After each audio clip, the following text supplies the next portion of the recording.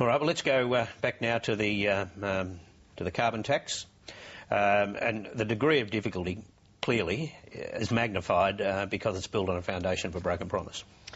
Yes, they have a lot of trouble there, and it's one that Tony Abbott will be exploiting. I'm not sure why Julia Gillard insists on continuing to say that it is not a broken promise, because that vision of her on Channel 10 prior to the election has been played so many times. There will be no carbon tax under the government I lead.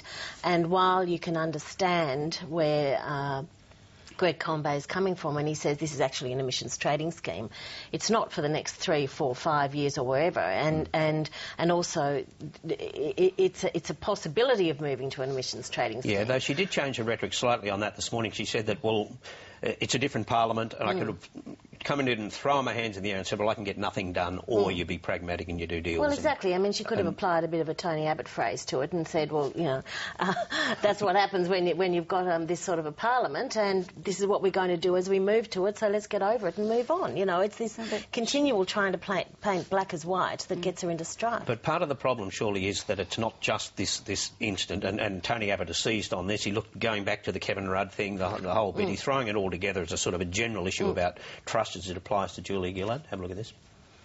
I hear, just ask Kevin. The promise not to introduce a carbon tax was actually the second most solemn pledge that this Prime Minister made in the course of the last election.